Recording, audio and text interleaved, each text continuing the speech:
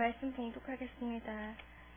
우리가 그리스도의 사도로 능히 존중할 터이나 그러나 너희에게든지 다른 이에게든지 사람에게는 영광을 굳이 아니하고 오직 우리가 너희 가운데서 유순한 자 되어 유모가 자기 자녀를 기름과 같이 하였으니 우리가 이같이 너희를 사모하여 하나님의 복음으로만 아니라 우리 목숨까지 너희에게 주기를 즐겨함은 너희가 우리의 사랑하는 자 됨이니라.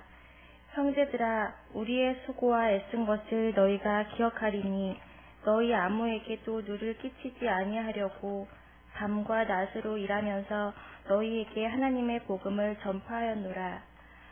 우리가 너희 믿는 자들을 향하여 어떻게 거룩하고 옳고 흠없이 행한 것에 대하여 너희가 증인이요 하나님도 그러하시도다.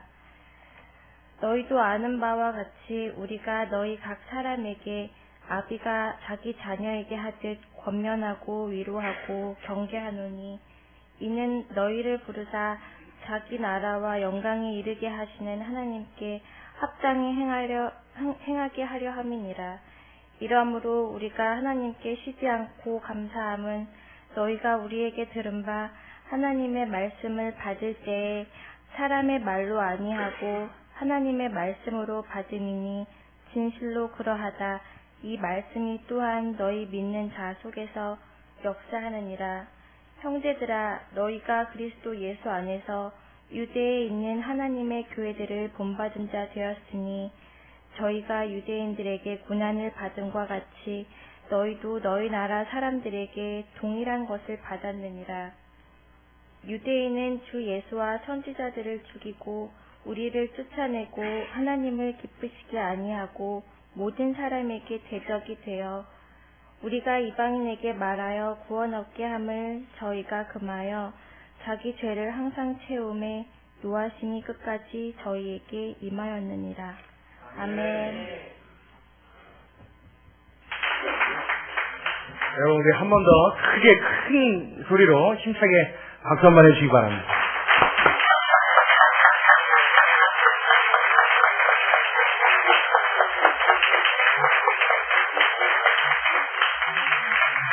할렐루야! 얼마나 마음이 기쁘고 감사한지 모르겠어요.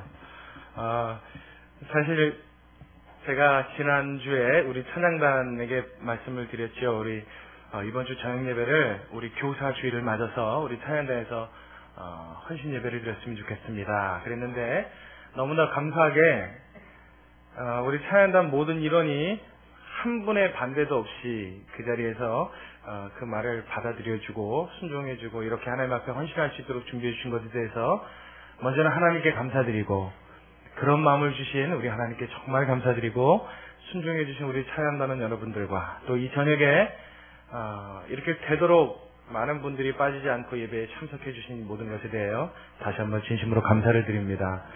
찬양 예배를 드리는 내내 사실 제가 더 많이 긴장을 했어요. 우리 사회를 보시는 우리 심리자는 예배 전부터 목사님 몇 시에 올라가면 돼요? 어떻게 하면 돼요? 올라와서도 저는 여기 이렇게 등 대고 앉아 있는데 등을 못 대요. 얼마나 긴장을 하는지 그런 모습들 한 모습을 보면서 사실은 제가 더 많이 긴장을 했습니다. 그러면서 오늘 우리가 함께 나눌 말씀을 마음속에 그려봤어요. 제가 우리 교회 카페 글들을 읽으면서 얼마나 은혜가 되고 마음이 뭉클해지는 경험을 자주 하는지 모르겠습니다. 거기에 어떤 글을 보니까 우리가 지난주에 함께 음식을 나누고 함께 했던 그 시간들을 참 하나님 앞에 감사하는 글을 올려놓으셨더라고요. 그 모습에 뭐라고 이야기가 되어 있냐면 우리 교회가 이렇게 차츰차츰 한 걸음 한 걸음 하나님 앞에 이 데살로니가 교회를 닮아가는 것이 아닌가 생각합니다 하는 글을 봤어요. 할렐루야. 그랬더니 그 밑에 리플이 달렸는데 뭐라고 그 댓글이 달렸냐면 그러한 평가와 그러한 인정이 우리끼리가 아니라 우리 예수님도 보시고 너네 교회 점점 데살로니가 교회를 닮아가는구나 하셨으면 참 좋겠어요 하는 글이 써 있습니다. 여러분, 우리 모두의 진심인 줄로 믿습니다. 우리 모두가 하나님 앞에 인정되어지고 주님이 기뻐하시고 하나님이 감격스러워하실 수 있는 그런 분위기 교회 또한 성도님 여러분들이 다 되시기를 주의 이름으로 축원합니다. 우리 같이 말씀 살펴보도록 하겠습니다. 우리 함께 읽은 본문을 의지해서 우리 6절부터 16절까지의 말씀입니다. 우리 6절의 말씀을 먼저 한번 같이 보도록 할게요. 6절의 말씀 제가 읽겠습니다. 우리가 그리스도의 사도로 능히 존중할 터이나 그러나 너희에게든지 다른 이에게든지 사람에게는 영광을 굳이 아니하고 이렇게 말했어요. 자, 이 6절의 말씀을 사실 설명이 없으면 이해하기가 도무지 어렵습니다. 이게 무슨 말이냐면 우리가 그리스도의 사도로 능히 존중할 터이나 할 때 존중하다는 이 말이 우리는 높이고 존경해주고 인정해주고 하는 그런 의미잖아요. 근데 사실 성경 원어상에는 약간의 내용이 틀립니다. 우리가 번역상의 문제 때문에 오해할 수 있는 소지가 있는 구절입니다. 이 뜻이 무엇이냐면 저와 같이 이렇게 성경에 옛날 성경 뭐 이렇게 주석이나 관주가 안 달려있는 성경을 갖고 계신 분들은 성경 맨 밑에 훅노트가 있어요. 1번 해놓고 뭐라고 설명이 되어 있죠. 혹시 갖고 계신 분 계십니까? 1 해놓고 맨 밑에 뭐라고 되어 있어요? 혹?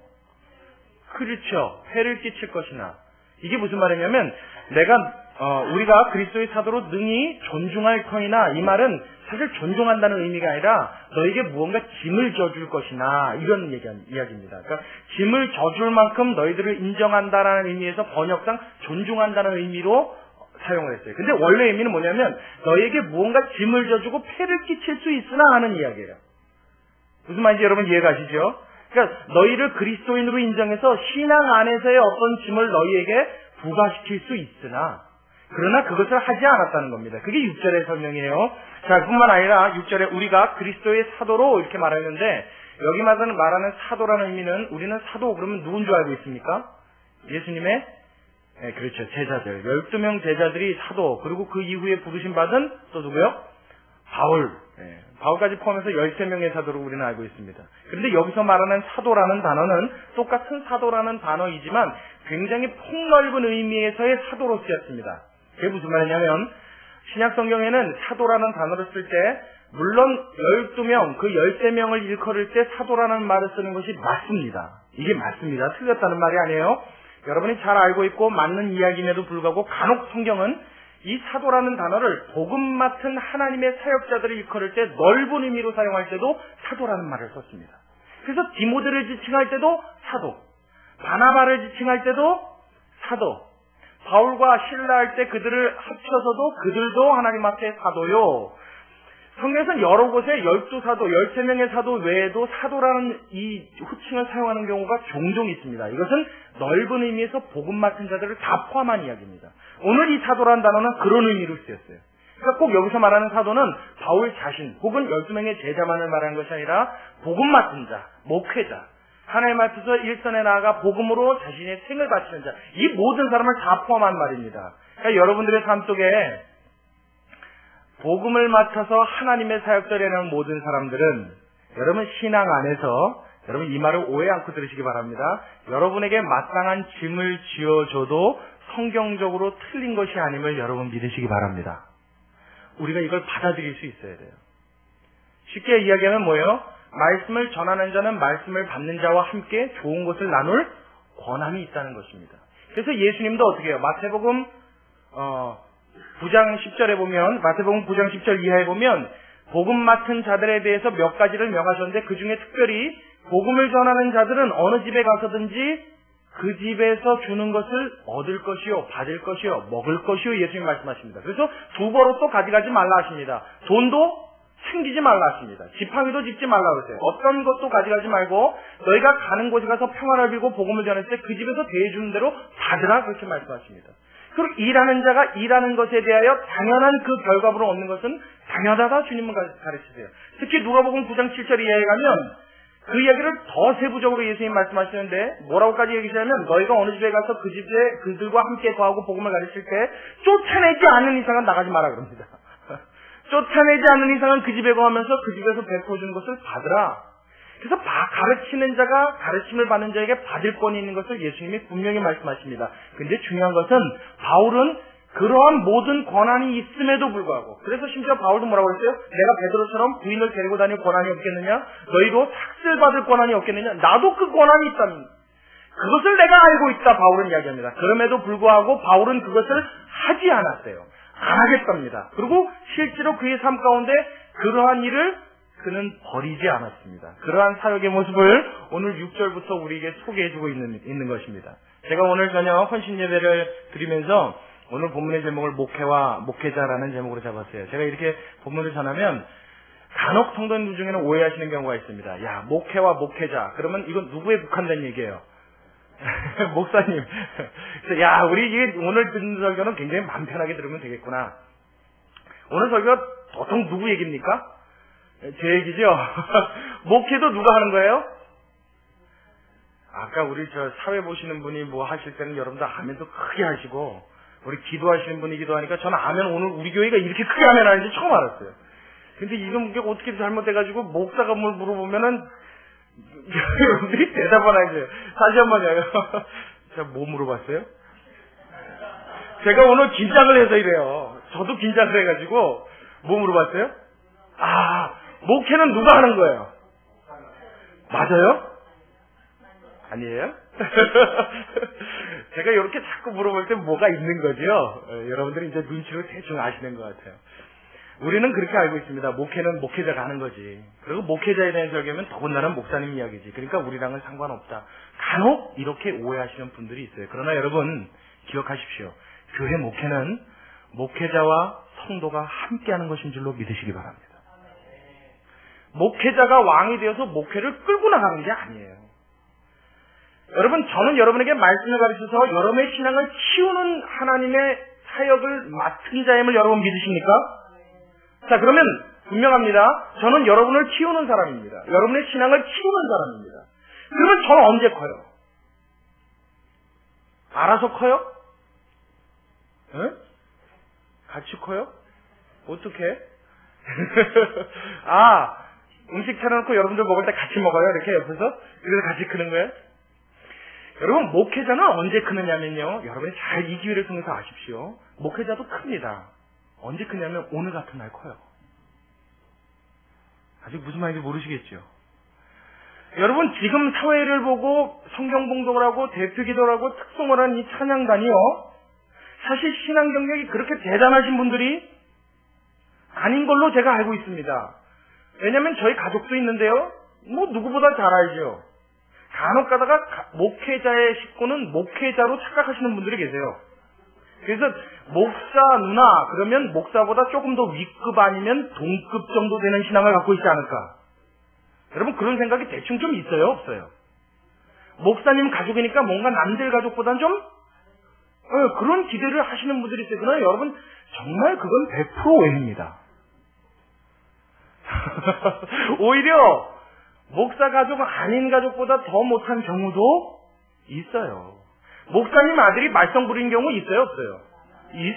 있다 마다요. 많아요. 목회자는 목회자입니다. 목회자의 가족은 그냥 목회자의 가족일 뿐입니다. 제가 잘 알죠. 신앙 경력 그렇게 화려하지 않습니다. 좀 경력이 있다면 과거에 몇 년 동안 교회 안 나간 정도? 제가 너무 잘 알죠. 아주 속속들이 압니다. 저희 가족을 비롯해서 찬양단 전체가 신앙 경력이 화려했던 분이 아니에요. 오히려 얼마 안 됐단 말이에요. 그렇죠? 그럼에도 불구하고 오늘 이 분일교회가 개척되어서 하나님 앞에 2년 만에 처음으로 헌신 예배를 드리는데 그 사람들로 구성된 찬양단이 하나님 앞에 예배를 드렸습니다. 할렐루야! 얼마나 멋진 일이에요. 살아남을 볼 때 저도 함께 큽니다. 그러니까 저는 여러분을 키우고 저는 누가 키워요? 여러분들이 키우는 거예요. 제가 여러분들의 신앙이 성숙되어짐을 보면서 저도 그 모습에 함께 크는 거예요.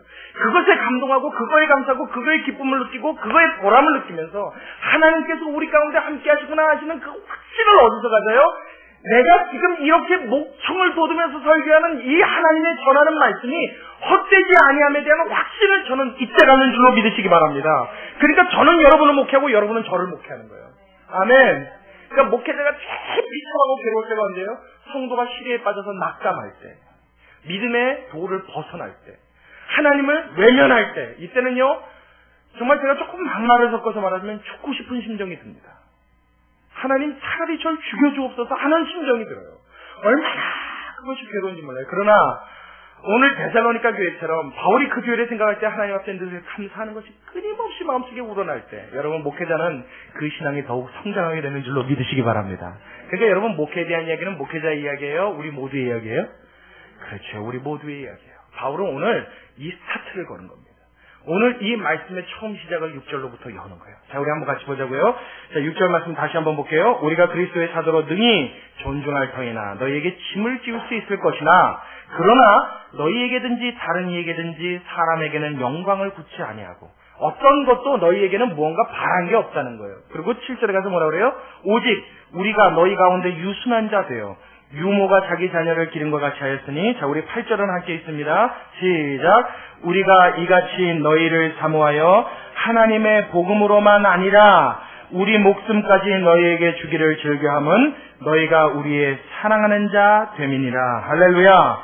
그리고 가서 9절에 뭐라고 그랬냐면 그렇게 살겠던 자기의 모습을 표현해 줍니다. 어떻게 표현하는지 보자고요. 9절에 형제들아 우리의 수고와 애쓴 것을 너희가 기억하리니, 얼마나 수고했고 얼마나 애쓴 것을 너희가 알고 있다는 거예요. 너희 아무에게도 누를 끼치지 아니하려고, 그 다음에요, 밤과 낮으로 일하면서 너희에게 하나님의 복음을 전파하였노라. 할렐루야. 바울이 이런 사람입니다. 이 말을요, 제가 한마디로 압축시켜서 여러분에게 알아듣기 쉽게 설명하면 뭐냐면, 내가 너희에게 목회할 때 사례비를 받아가면서 돈 받아가면서 도움을 구해가면서 사역해도 괜찮다. 그거 충분히 괜찮은 일이다. 목회자가 사례비 받는 일이 잘못된 겁니까? 아니죠. 아니요. 받을 수 있다는 거예요. 그런데 그러지 않았다는 거예요. 그러지 않고 오히려 어떻게 해요? 밤과 낮으로 일하면서 낮과 밤의 수고를 아끼지 않았다는 거예요. 얼마나 힘들게 일해가면서. 바울은 무슨 일을 했어요? 장막 깁는 일. 우리말로 지금으로 말하면 텐트 맞는 일을 했어요. 천막다 했단 말이에요. 그거 열심히 일하면서 어떻게 낮에는 일하고 밤에도 또 일하고 그러면서 틈만 나면 복음 전하는 일에, 그러면서 데살로니가 교회에서도 어떻게 해요? 복음을 전했다는 이야기입니다. 애쓰고 수고한 것을 너희가 기억하고 너희가 알고 있다, 지금 바울은 이야기합니다. 근데 왜 그랬어요? 무엇 때문에? 받을 수 있었음에도 불구하고 그가 왜 안 받았어요? 어느 성경에는 바울이 그렇게 얘기합니다. 내가 받을 권이 있으나 내가 너희에게 그것을 받지 아니하고 내가 수고로 일하고 너희에게 복음을 전하는 것은 내가 전하는 복음이 잘못된 거, 너희에게 받아들이지 않고 가짜라고 말할까봐, 너희가 그것을 믿지 아니할까봐. 왜? 과거에 저 사람은 교회를 어떻게 해요?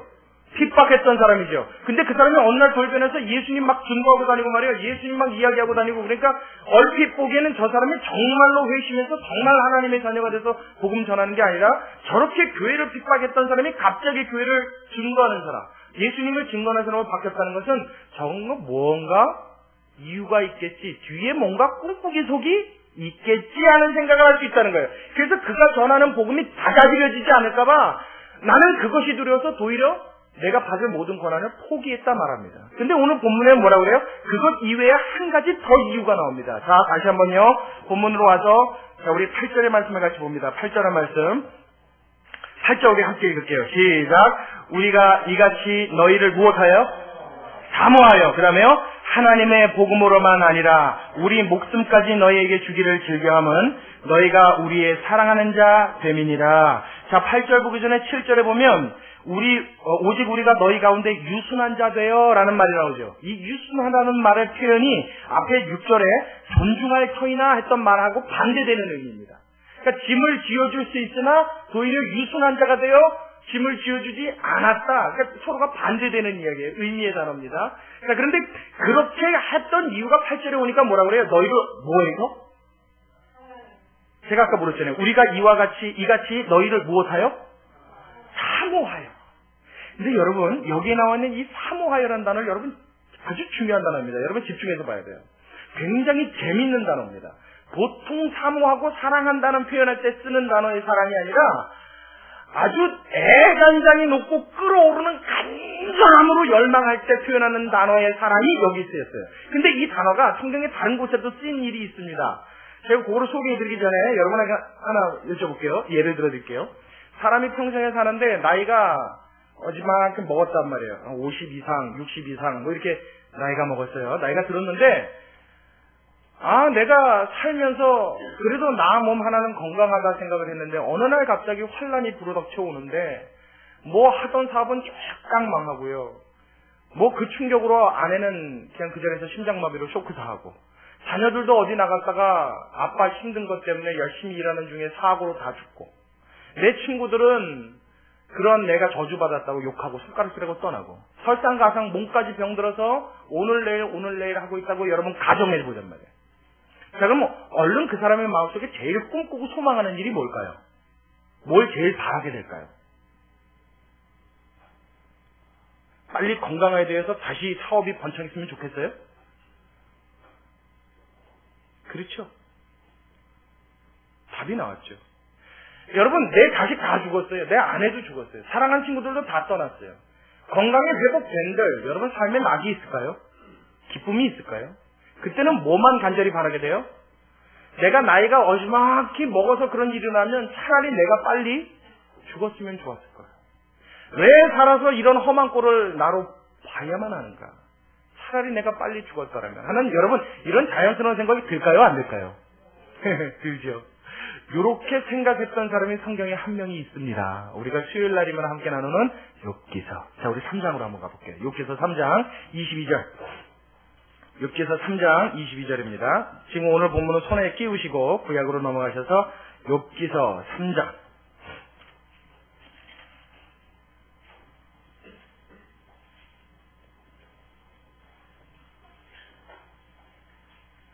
자, 20절부터 같이 볼게요. 20절부터 욥기서 3장 20절 구약성경 763면에 있습니다. 욥기서 3장 20절부터 22절까지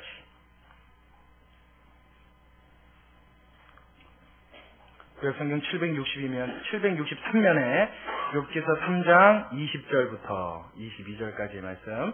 자, 우리 자체하셨으면 우리 한 목소리 같이 읽습니다. 시작. 어찌하여 공고한 자에게 빛을 주셨으며 마음이 번뇌한 자에게 생명을 주셨는고 이러한 자는 죽기를 바라도 오지 아니하니 그것을 구하기를 땅을 파고 숨긴 보배를 찾음보다 더하다가 무덤을 찾아 얻으면 그 다음에 뭐요? 심히 기뻐하고 즐거워하나니. 욥이 얼마나 죽기를 바랐는지 아시겠죠? 이때 22절에 기뻐하고 즐거워하다는 단어가 뭐냐면 이 신약에 너희를 사모한다는 단어가 똑같은 의미입니다. 참 재미나죠? 성경이 이 두 나라를 대비시켰다는 것은 바울의 심정이 그 교회를 향하여 얼마나 애절했는지를 표현해주는 단어입니다.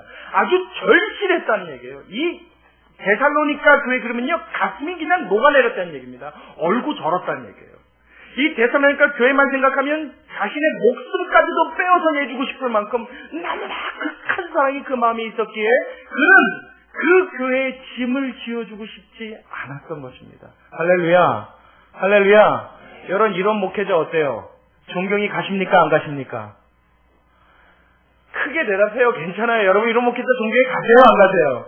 아, 가다 말아요. 저도 존경스러운데요. 여러분 저도 이러한 목회자 되기를 간절히 꿈꿉니다. 할렐루야.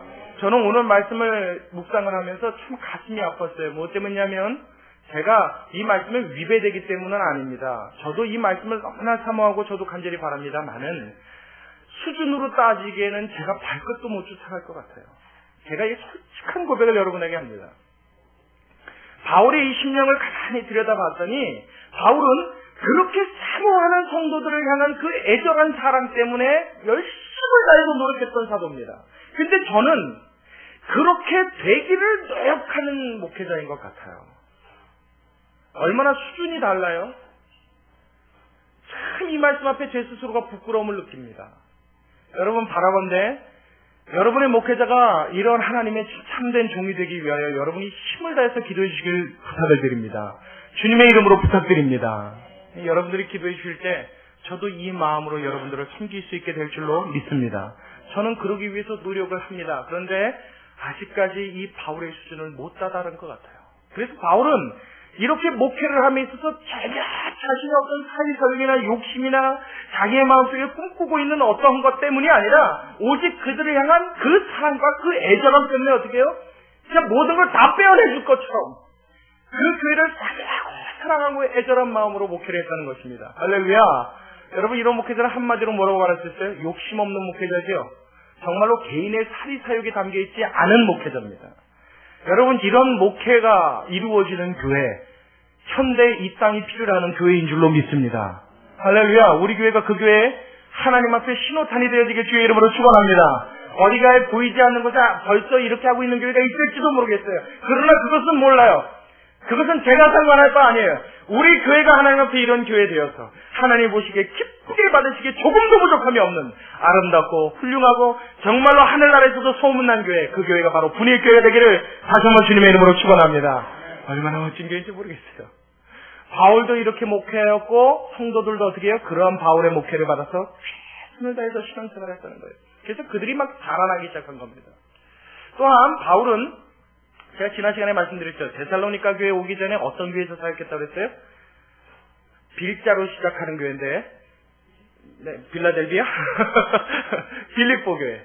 빌립보 교회에서 사역을 했어요. 빌립보 교회에서 사역을 할 때 그 교회에서는 후원 헌금을 받은 적이 있습니다.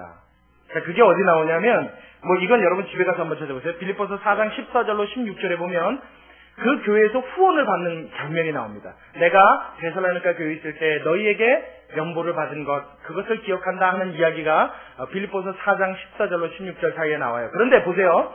바울이 데살로니가 교회에 와서 목회를 할 때 과거 이 교회 바로 직전에 있었던 교회에서 연보를 보내줘서 헌금을 받았단 말이에요. 이 선교 헌금을 받아서 그것 갖고 생활한 경험이 있단 말이에요. 그럼에도 불구하고 현재 목회하고 있는 이 교회 교인들에게 그 이야기를 안 합니다. 자, 왜 그럴까요? 왜 안 할까요? 그럼 그 이유로 혹시 생각해보면 여러 가지 이유가 나오겠지만 가장 분명한 이유는 여러분들도 대충 눈치채시겠죠? 이 데살로니가 교회는 제가 이 데살로니가 전서 처음에 강해를 시작할 때 초반에 데살로니가 교회를 설명할 때 말씀을 드렸습니다만 교인들이 얼마 신앙생활을 시작한지 안 된 교회의 교인들입니다. 그러니까 쉽게 얘기하면 아직 신앙이 여린. 그러니까 지태봐야 이제 한 2, 3주 예수 믿은 지 이제 막 태동되어서 생겨진 교회예요. 예수 믿은 이 경력이 아주 극히 미미한 교회입니다. 그러니까 신앙이 여려요. 그러니까 헌금 얘기를 바울이 할 수가 없었겠죠. 자, 여러분이 어느 날 누구를 전도했는데 교회 데리고 와서 다 오늘 등록했단 말이에요. 할렐루야. 좀 이런 일이 많이 있었으면 좋겠어요. 등록하고 났더니 얼씨구 예배 끝나고 가는 길에 손을 쫙 붙잡고 하는 얘기가 김아무개 씨 오늘 등록했잖아. 이게 기쁜 마음으로 교리 생활인데 자, 이제 등록했고 등록 교인이 됐고 정식으로 교회 교인이 됐으니까 다음 주부터는 11조 해. 자, 이거 어떻게 돼요? 절대 그러지 말란 말이에요. 절대 그러시지 말란 말이에요. 11조는 뭐라 그래요? 하고 싶을 때 해. 하나님이 때가 되면 그의 마음으로 하고 싶은 마음을 주실 줄로 믿습니다. 그때까지 내버려 두세요. 그 얘기하면 돼요? 안 돼요? 안 돼요. 자, 이제 교회 나왔으니까 당신 꼴초잖아. 못 끊어. 돼요? 안 돼요? 그 초신자한테 내버려 둔 게 짐 져주면 안 되는 거예요. 뭘 해라 자꾸 강요하면 안 되는 거예요. 이제 조금 지나면 뭐부터 해야 돼요? 우리 예배 조금 더 자주 드리면 어때부터 시작하는 거예요. 그래서 조금씩 끄는 거예요. 그래서 하나님의 말씀 안으로 들어오게 만들어주는 게 임무입니다. 그게 전부 다예요. 뭔가 신앙생활에 있어서의 짐이라든가 이런 거 있잖아요. 이런 건요 여러분이 스스로 지어줄 생각을 하시면 안 됩니다. 하나님의 말씀이 그를 양육하고 만지시면 그의 모난 부분이 깎여져 나가면서 동시에 하나님 앞에 완성된 모습으로 하나님이 친히 손대실 줄로 믿으시기 바랍니다. 이게 하나님에 대한 또 하나의 신뢰란 말이에요. 그러니까 바울은 그 얘기를 안 했어요. 뿐만 아니라 데살로니가라고 하는 지역에 사는 교인들은 굉장한 어려움과 핍박을 당했습니다. 자, 어디 보냐면 14절을 같이 봅니다. 우리 본문이요. 형제들아 너희가 그리스도 예수 안에서 유대에 있는 하나님의 교회들을 본받은 자 되었으니 유대에 있는 하나님의 교회 예루살렘 교회를 비롯해서 유대인들로 구성되어 있는 하나님의 교회예요. 그 교회에 어떤 일이 있었어요? 자 보세요. 본받은 자 되었으니 저희가 유대인들에게 무엇을 받은 같이? 그렇죠. 유대인들로서 유대인들에게 고난받았단 말이에요. 그 뭐예요? 아직 그리스도 안에 들어오지 않은 다른 유대인들에게 고난을 받은 그리스도의 교회들. 그 교회와 같이 너희도 어떻게 됐어요? 너희 나라 사람들에게 동일한 것을 받았느니라. 그러니까 핍박과 환란이 있는 교회 없는 교회 많았던 교회입니다. 그러니까 교회도 아직 태동된 지 얼마 안 되었고 교인 수도 많지 않았고 그 여린 신앙을 가지고 핍박과 환란을 받았던 교회요. 자연히 교회가 부유했을까요? 힘들었을까요? 경제적으로도 상당히 많이 힘들었겠죠. 자, 여러분 제가 어느 날 교회 성도의 가정을 방문했습니다. 신방을 하는데 신방하다 말고 느닷없이 그래요. 아유, 아무개 집사님, 우리 아무개 원사님이 교회 건축원금으로 200만 원을 내셨어요. 실제로 그랬다는 게 아니라요. 제가 그 집에 방문을 해서 신방하는 중에 갑자기 이 얘기를 툭 꺼내놓으면 이 이야기는 뭐예요? 그 사람에게 뭐 하라는 얘기예요? 그렇죠? 건축원금 내라는 얘기죠. 돼요, 안 돼요? 제가 오늘요, 이 교회 실질적으로 운영되어지고 이루어지는 일 중에 잘못된 것들을 다 끄집어 내놓는 거예요. 안 돼요. 이렇게 하면 안 돼요. 그러면 안 돼요. 왜 안 됩니까? 목회자가 그 말을 할 수 있으려면 적어도 그 마음속에 조건이 하나 있어야 돼요. 어떻게 해요? 그 교인을 아까워하지 않는 마음이 있어야 됩니다. 행여라도 그 말에 상처받을까봐 어떻게 해요? 목회자는 조심하는 겁니다. 그것이 짐이 되어질까봐, 그것이 부담으로 올까봐, 그것이 하나님의 나라를 섬기고 하나님의 말씀을 받는 일에 방해가 될까봐 목회자는 극도로 조심해야 돼요. 할렐루야! 할렐루야! 그런 사람이 어떤 사람이면 그 목회자는 그 성도를 아끼고 사랑하는 마음이 있으니까 그 말을 안 하는 거예요. 사실은 교회 전체를 보기에는요, 그렇게 부담감을 주고서라도 헌금이 들어오면 교회 전체를 보기에는 이익이에요? 불이익이에요? 불이익이지만 이것은 대를 위해서 소를 희생한다는 굉장히 양육상식적인 발상입니다. 교회 안에서는 그것이 아니라 한 사람을 아까워하고 한 사람을 사랑하는 이 마음, 이 열정, 이 사랑이 그 가운데 있을 때 정말로 그 영혼이 하나님 앞에서 아름답게 자라나게 되는 하나님의 이 아름다운 일이 이루어진 줄로 믿으시기 바랍니다. 이 마음이 있으래. 바울은 그래서 데살로니가 교인들에게 빌립보에서 받은 헌금의 이야기를 했다고요? 안 했다고요? 안 했다고요. 부담 갈까봐. 여러분, 이렇게 목회하려면요, 목회자가 정말 양심적이어야 합니다. 목회에 조금의 어떤 다른 사리사욕도 들어있으면 안 됩니다. 오직 뭐만 생각해야 돼요? 자, 오늘 본문에 나와 있어요. 자, 12절 우리 같이 읽습니다. 12절에 목회자로서 바울이 이렇게 목회한 이유가 정확하게 표현되어 있어요. 우리 한 목소리 같이 읽습니다. 12절 시작. 이는 너희를 부르사 자기 나라와 영광에 이르게 하시는 하나님께 합당히 행하게 하려 함이니라. 오직 이렇게 행하였어. 이렇게 목회했던 이유는 뭐밖에 없었다고요? 하나님 앞에 영광 돌리는 이 일밖에는 목적이 없었다는 거예요. 이 사람들이 신앙 안에서 잘 자라서 뭐요? 목사한테 잘하는 성도 만들려는 게 아니라, 이 사람들이 잘 자라서 나를 시처럼 써받들어주는 교인을 만들려는 게 아니라, 나의 노후를 책임져 줄 수 있는 교회의 환경을 만들기 위해서 목회한 것이 아니라, 오직 무엇만 이 교인들과 일심으로 사는 날 동안 내 생명이 닿은 그날까지 하나님의 영광을 위하여 절심을 다하고자 바울은 반날 없이 수고와 노력을 아끼지 않은 자 된 줄로 믿으시기 바랍니다. 이것은 목회자만 가능하다고요? 함께하는 거라고요? 함께하는 거라고요.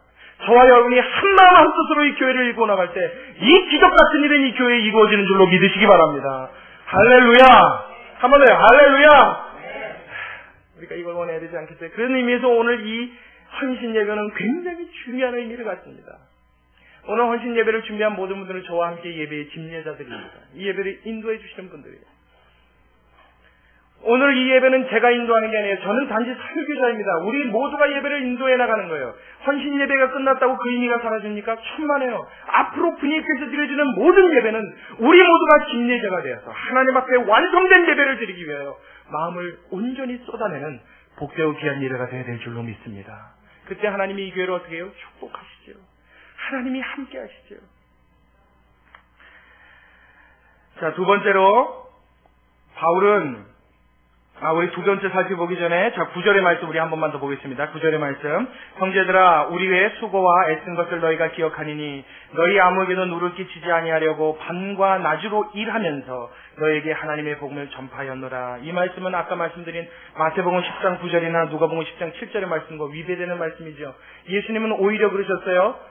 너희에게 주는 것을 거절하지 말고 양을 키우는 자가 그 젖을 짜서 먹는 것은 당연하다 말씀하십니다. 그럼에도 불구하고 바울은 그 말씀에 위배되는 행동을 했다는 거예요. 이 모든 것들이 그의 정말로 양심적인 모습을 보여주는 겁니다. 제가 이 교회에 사실 치부가 될 만한 이야기인데 한 가지만 더 말씀을 드릴게요. 이제 올해 연말이 되어지면 우리 교회는 아직 당회가 구성되어 있지 않아서 정책당회는 못 엽니다만은 이제 교회 1년 예산안을 책정하고 예산을 세우는 회의를 하게 될 것입니다. 작년에도 그것을 했어요. 근데 교회마다 보면 참 가슴 아픈 일이 가끔씩 벌어져요. 여러분들이 교회에 몸을 담고 계시고 교회를 알아가는 성도님들이시니까 좋은 것도 봐야 하지만 때로는 좋지 않은 것도 정확하게 볼 줄 아는 눈이 필요합니다. 아멘이십니까?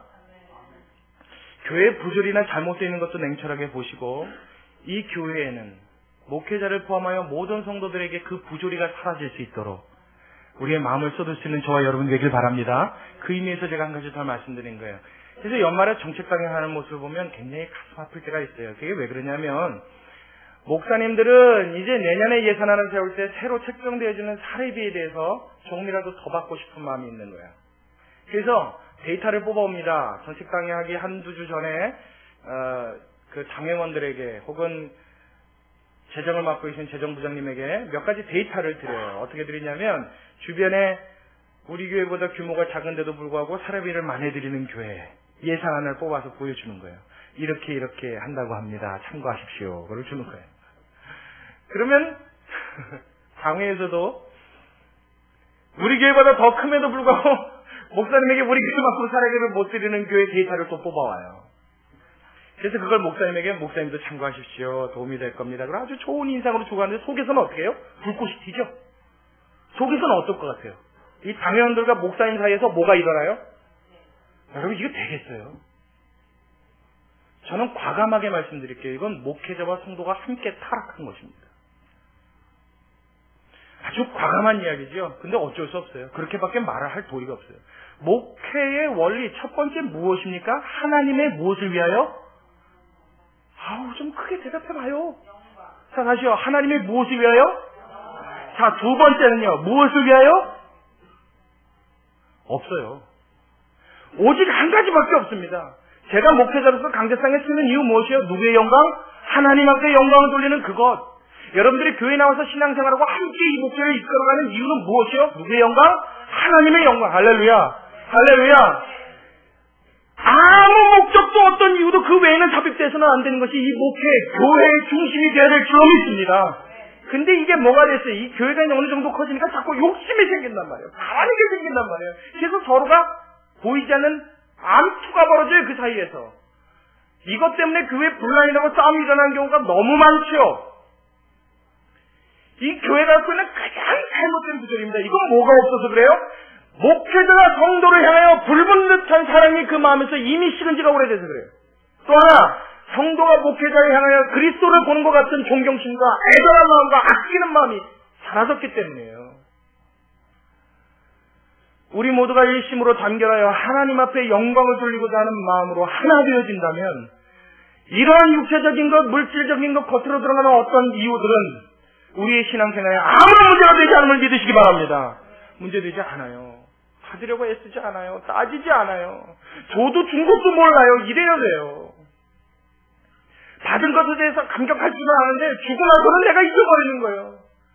당연하니까 줬지. 내 거 아닌데 뭐.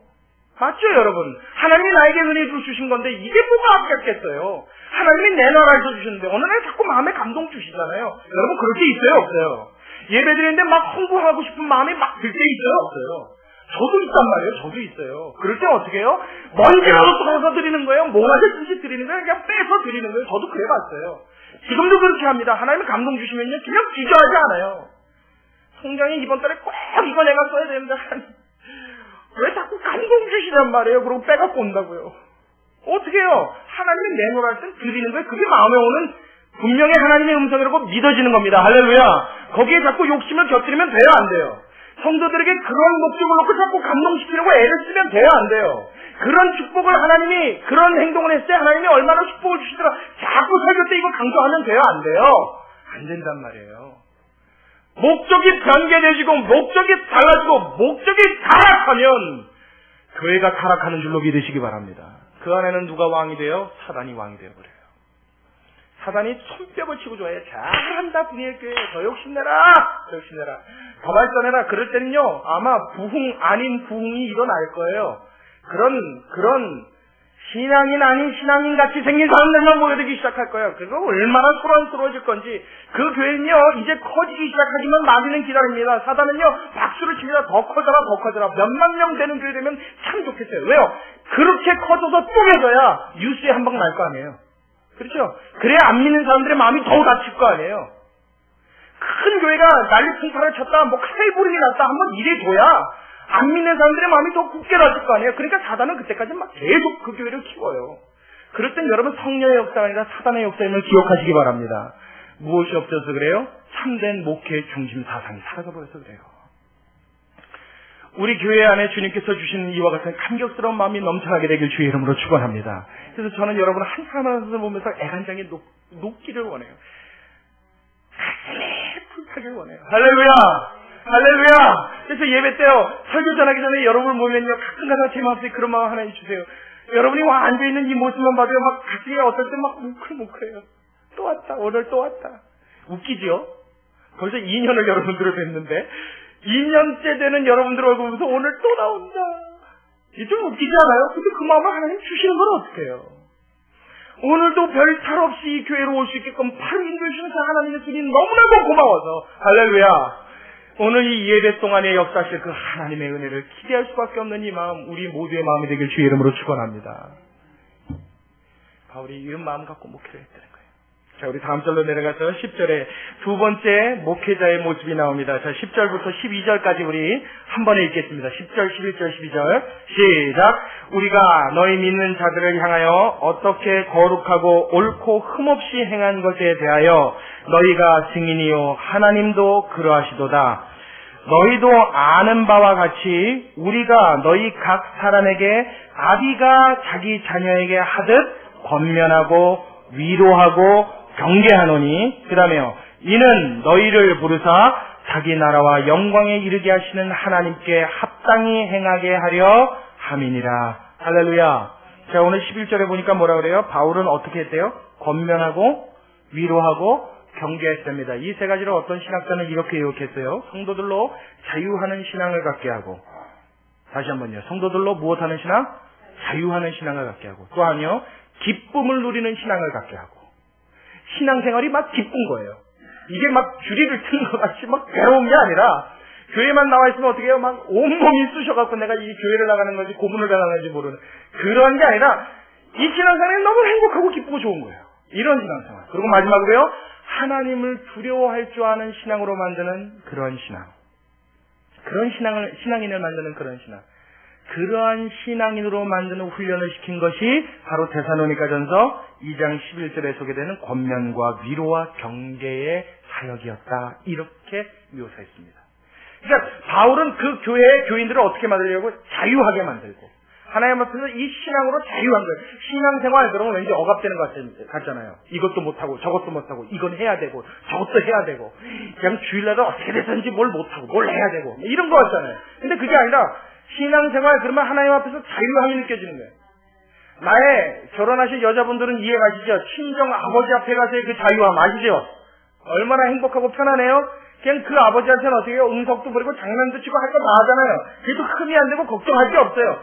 나의 친아버지와 같은 이 평안함과 기쁨 속에서 누릴 수 있는 신앙. 할렐루야. 그것이 무엇을 통하여 이루어졌다고요? 권면과 위로와 경계를 통해서 이루어졌다는 거예요. 그래서 그들이 자유함과 기쁨과 하나님 경외함을 배우게 하기 위해서 바울은 어떻게 해요? 목회에 최선을 다했답니다. 이것은 무엇을 말하냐면 바울이 어떻게 가르치느냐, 가르친 내용에 대한 이야기입니다. 바울은 하나님의 말씀을 증거하고 하나님의 말씀을 가르칠 때 역시나 첫 번째처럼 어떤 개인적인 욕심이나 사리사욕이 그 안에 아무것도 들어가 있지 않았어요. 오직 무엇하기 위해요? 성도들로 바른 성도 되게 하기 위한 그 목적의 가르침이 전부였는 줄로 믿으시기 바랍니다. 그러니까 여러분들도 교회에 나와서 배우고자 하는데 어떤 마음을 쓰셔야 되냐면, 목회자는요, 내가 여러분들을 잘 가르쳐서, 잘 들어보세요. 잘 가르쳐서 신앙이 좋아서 11조 많이 내고, 하나님 앞에 성실하기 위해서 열심히 일해서 돈 많이 버는 성도, 거부 성도, 부자 성도, 갑부 성도, 재벌 성도 만들어서. 그래서 이게 많이 들어오면요, 그냥 뭔가 든든하고, 이제 내가 차가 좀 바꿀 때가 됐는데, 소리가 덜덜덜 나는데, 그런 것도 그냥 말 한번 더, 안 해도 바꿔주는 그런 교회. 할렐루야. 아멘 안 하셔야 돼요. 그래서 성도들에게 애쓰고 힘쓰는 게 아니라, 무엇이요?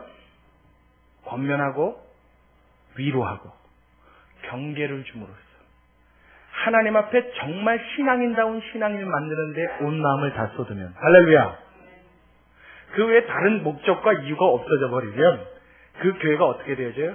하나님 보시기에 정말 아름다운 교회로 성장하게 되는 줄로 믿으시기 바랍니다. 그리고 나서는 어떻게 해요? 끝까지 목회자는 그 뒤로 사라져 버려야 돼요. 자, 이쯤에서 우리 한 가지 말씀을 기억해 보자고요. 사도 바울이 말이에요. 사도 요한이 잡히셔서 처형이 있기 전날 밤 자기의 제자들을 시켜서 예수님에게 몇 가지를 묻습니다. 잘 들으세요. 잘 보십시오. 잘 보세요. 자기 제자들을 시켜서 예수님께 질문을 하나 던지는데 이 질문이 굉장히 중요한 의미를 지닙니다. 뭐라 그러냐면 주여 우리가 기다린 이가 당신이오니까 아니면 또 다른 일을 기다리오니까. 아무래도 답답증이 나는 거란 말이에요. 분명히 자기는 예수님의 길을 예배하라고 보내심을 받은 하나님의 종입니다. 그래서 일평생 뭐 했어요? 광야에 가면서 메뚜기와 석청을 먹고 돌뿌이죠? 들에서 나는 꿀을 먹고 메뚜기를 주식으로 삼고 가지고 허리띠를 띠고 샌들을 신고 약대 털옷을 입고 그리고 복음 전했단 말이에요. 어떤 복음이요? 내 뒤에 오신 이는 나보다 능력이 많으시니 그는 나는 너에게 물로 세례를 주거니와 그는 능력이 많으셔도 불로 세례를 주실 것이요 나는 그의 신들매도 감당치 못하겠노라. 그 예수님이 오시면 너희들을 모두 불러 모으시고 알곡과 쭉정이를 나누시리니 알곡은 곡간에 들이시고 쭉정이는 영원히 꺼지지 않는 불로 태우시리라. 너희를 사장마당에서 치질하듯 하시리라. 막 이랬단 말이에요. 그러니까 예수님 오시면은 잘못되고 가짜인 것들은 다 드러난다. 막 이러고 외쳤다고요. 근데 예수님 오시니까 은혜는 말하는데 하나님의 복음은 쏟아졌는데 병 고치고 죽은 자가 살아나고 하는 기적은 나타나는데 심판이 있어요 없어요? 그러니까 사도 요한의 머릿속에는 심판자가 또 올지 아니면 이분이 정말 그분이 맞고 그분이 다 하시는 거 맞는지 이 가깝지 이게 다 이해가 안 갔던 거예요. 그래서 예수님한테 그 질문을 던졌습니다. 왜 그 질문을 던질 수밖에 없었느냐? 사도 요한이 했던 말 중에서 또 하나 중요한 말. 나는 자기를 가르쳐서 뭐라고 했어요? 나는 그렇죠 소리요. 나는 소리요. 빈들에서 외치는 소리요. 그의 길을 예배하라고 그의 첩경을 예배하라고 보낸 자의 소리라 그랬다고요. 이 말이 왜 중요하냐면요. 여러분 소리라는 거예요. 자, 제가 지금 말하는 이게 소리죠. 여러분 소리 들리시죠? 계속 들리시는 분 있어요? 멈췄는데 아가 계속 들리시는 분 있어요? 없지요. 제가 왜 이렇게 장황하게 설명하는지 여러분 잘 들으셔야 돼요. 주의를 집중하고 들으십시오. 소리라는 건 뭐냐면 일성입니다. 한 번 뱉어지면 그걸로 끝나는 거예요. 그 소리가 계속 잔존해서 떠다니는 소리가 아니에요. 그리고 멈췄으면 멈추는 그 순간에 안 들리는 겁니다. 사도 요한은 자기를 가르쳐서 자꾸 사도 요한이 이래요. 세례 요한은 자기를 가르쳐서 나는 소리요, 나는 일성이요 이렇게 말했어요. 나는 한 번 외쳐지는 소리요. 이 말은 뭐냐면 한 번 외치고 나서 자기는 어떻게 된다는 걸 알아요? 사라져야 된다는 걸 아는 거예요. 예수님의 길을 첩경을 예비하려고 보내심을 받아서 그 길을 예비했으면 세례 요한은 어떻게 해야 돼요? 사라져야 돼요. 없어져야 돼요. 그 무대 중앙에서도 버티고 있으면 예수님이 등장하셔야 못하셔요. 안 돼요. 그래서 예수님의 길만 예배해놓고 그 세례 요한은 어떻게 돼요? 사라져야 되는 의무를 지니고 있습니다. 여러분 현대 목회, 현대 교회는 이와 같은 의미를 지니고 있는 줄로 믿으시기 바랍니다. 목회자로서 이 말씀을 제 마음속에 중요하게 두고 있는 생각은 무엇이냐면 저는 일성입니다. 저는 소리입니다. 강대상에서 외쳤잖아요. 소리를 질렀잖아요. 그리스도 예수의 복음을 전하기 위해 하나님의 심장과 그분의 마음과 그분의 사랑을 전하기 위해서 소리를 질렀어요. 그래서 여러분들이 잘 성장하였으면 저는 그 무대 뒤로 사라져야 되는 줄로 믿습니다. 여러분들도 어떻게 해요? 그것을 본받아야 될 줄로 믿으시기 바랍니다. 여러분들도 그 다음엔 어떻게 돼요? 그 다음에 뭐 있어요? 그 다음에 어떻게 돼야 돼요? 그 다음에 이제 부자 되는 일 남았어요? 그 다음에 유명인이 되는 거 남았어요? 천만에요. 그 다음에 어떻게 해요? 또 그렇지 않은 자에게 나 또한 일성이 되어 외치고 그리스도의 길을 보이고 사라지는 것이 저와 여러분의 의무인 줄로 믿으시기 바랍니다. 바울의 가르침은 이러했다는 거예요.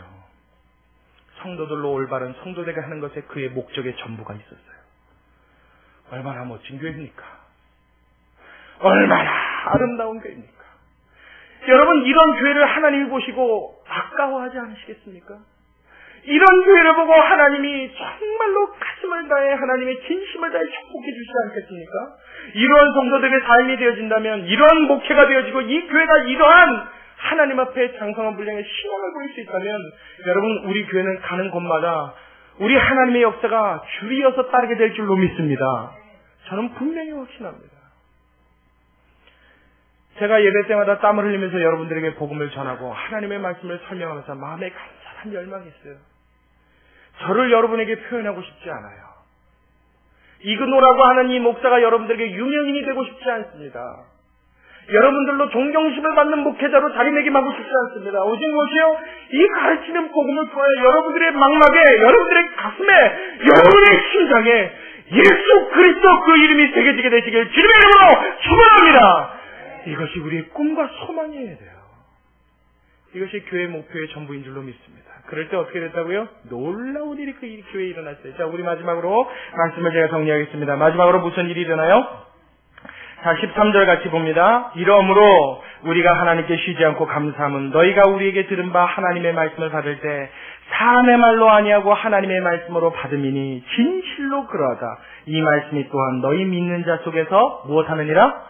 역사하느니라. 할렐루야. 이렇게 목회의 형태가 이루어지고 이렇게 목회가 흘러갔더니 이런 교회가 되었더니 어떻게 돼요? 하나님의 말씀을 전할 때 이 말을요 성도들의 들을 때 그 귀에 사람의 말로 듣지 않고 누구의 말로 듣더라고요? 하나님의 말씀으로 듣기 시작하더라고요. 하나님의 말씀으로 듣기 시작하니까 그 안에 어떤 일이 나요? 하나님이 그 말씀으로 역사하시는 역사가 그 교회에 막 흥원스러워진 줄로 믿으시기 바랍니다. 그 결과 14절로 16절에 우리 아까 읽었죠. 어떤 일이 나요? 교회에 막 핍박이 일어나고 환란이 일어났어요. 문제가 생겨지고 고통이 있었어요. 같은 유대인에게 유대교회가 핍박을 받는 것처럼 데살로니가 교인들은 데살로니가인들에게 고통과 핍박을 받았어요. 그럼에도 불구하고 그리스도의 복음을 저버리지 아니하는 하나님의 자녀로서의 이 신앙을 포기하지 아니하는 믿음의 장성의 분량까지 그들이 자라나는 이 하나님의 역사가 나타난 줄로 믿으시기 바랍니다.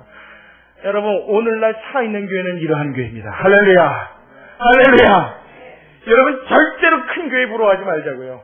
절대로 이 교회에 사람 많은 거 부러워하지 말자고요. 무엇이요? 하나님의 말씀이 살아 역사되어지는 교회. 할렐루야.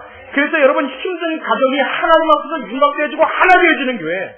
여러분의 사회, 여러분의 직장에, 여러분이 몸담고 있는 모든 구성원들에게 하나님의 평강이 임하는 그런 성도들이 있는 교회. 우리 구성원 한 사람 한 사람이 모두 다 그렇게 되시기를 주님의 이름으로 축원합니다. 얼마나 놀라운 하나님의 축복의 역사인지 모르겠어요. 이런 일들이 대사로니가 교회에는 막 일어났다는 거예요. 할렐루야. 자, 오늘 찬양단 첫 헌신 예배이자 이 분일교회의 첫 번째 헌신 예배입니다. 이 헌신 예배에 하나님 앞에 마음을 고정하고 하나님이 주시는 이 복음의 능력과 이 말씀의 능력을 사모하고 이 교회가 올바른 목회, 올바른 방향, 그런 방향을 잡는 목회자를 비롯하여 우리 성도 모두가 이런 목회를 함께 해나갈 수 있도록 여러분의 마음을 다하고 중심을 다할 때 이 교회의 미래와 앞날에 하나님의 큰 영광이 기다리고 있으면 우리 모두가 꿈꾸는 성도 여러분 되시길 주님의 이름으로 축원합니다. 할렐루야. 우리 같이 기도하겠습니다. 고맙고 감사하시는 우리 아버지 하나님, 바울이 얼마나 그 마음에 데살로니가 교인들을 사랑하였고 그 신앙이 연약한 성도들에게 마음을 주고 베풀었는지, 자기가 받을 권위 있음에도 불구하고 짐을 지어주어도 상관없음에도 불구하고 오히려 우리 주님은 그렇게 하라 하셨음에도 불구하고 그는 그들의 신앙 상태와 경제 상태를 고려하여 그들의 마음에 온전히 그리스도의 영광만 남게 하기 위해 온 힘을 다해 밤낮 수고했다고 오늘 말씀을 통해 보았습니다. 또한 목회자 바울만 그랬던 것이 아니라 그 목회를 함께 담당하였던 모든 교회 식구들이 일심으로 우리 주의 영광을 위하여 하나님의 이름을 위하여 마음을 쏟고 그 말씀 앞에 하나님의 말씀으로 받음으로 역사하는 주의 역사가 컸다고 오늘 기록을 통해 우리가 함께 살펴보았는데, 하나님 이 푸니엘 교회도 그러한 교회 되게 하여 주옵소서. 하나님 이 푸니엘 교회도 이 각박하고 이기주의가 팽배해 있는 이 현대에 살아계신 하나님 위하여 헌신하고 온 마음을 다하고 주의 살아계심을 인하여 마음을 쏟아 진심으로 주님 앞에 올바로 설 수 있는 교회 되기 주님 앞에 소나오니 이 일을 위하여 주의 성령께서 역사하여 주옵시고 나이가 어린 자로 비롯하여 노인에 이르기까지 모두가 한 마음 한 뜻으로 주의 손에 붙잡힌 하나님의 그 거룩하신 손에 붙들린 하나님의 귀한 성도들 다 될 수 있게 우리를 축복하여 주시옵소서. 온전히 주님께 영광을 돌리오니 이 예배를 통하여 주님만 찬양받으시고 높임받으시기를 간절히 소원하며 살아계신 예수님의 이름으로 기도드리옵나이다.